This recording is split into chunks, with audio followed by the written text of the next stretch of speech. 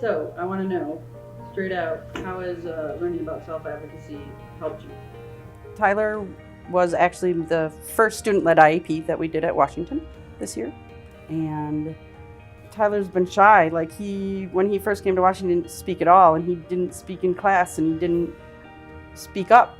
And we've been working on self-advocacy and things like that. But when he sat there in front of that team and took ownership and just told them who he was and was honest about who he was, and when they asked questions or clarifying questions, it rang true. It wasn't just what was on the paper.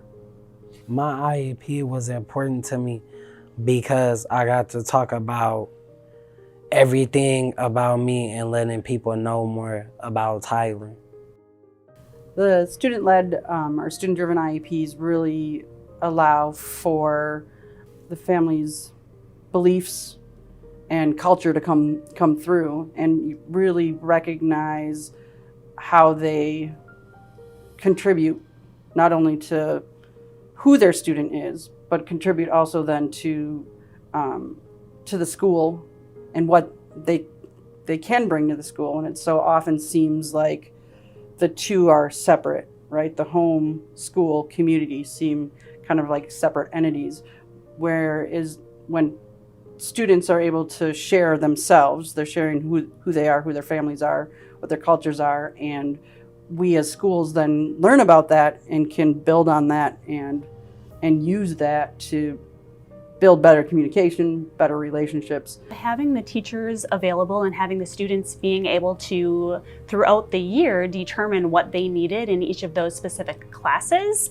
changed throughout the year, changed throughout the semester, and changed varying on the teacher. So having those continual conversations, the students were able to go back to each teacher and then throughout the year say, hey, this is what I needed from your first semester, but that's changed a little bit. I now, because the information is getting more difficult, now I need more notes, or now I need you to slow down, or now I can't do all of the work. So I may need, a lessened assessment. The advice I would give to teachers is to let students talk in their own IEP meeting. Sometimes I think students will answer questions because they think that's what somebody wants to hear. Or it's in an IEP already, so it's written there. Oh, according to these tests or whatever, this is your ability, or this is how you function, or this is what you like, or these are your strengths.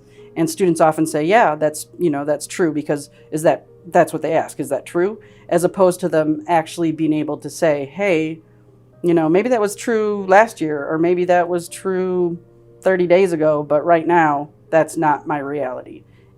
You're just building blocks for the success for post-high school outcomes.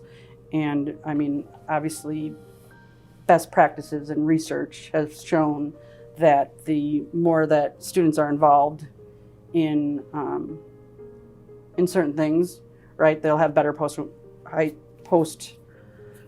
school outcomes or post-school outcomes. And just some of the indicators, like now Tyler did his self-directed IEP, right, the student, and then he has a work plan in place, and he's now working with the DVR, and he has paid employment. So all those kind of little steps will set him better up for success after high school. The advice I have for other students is to become and lead your own IEP meeting so you can tell people more about you.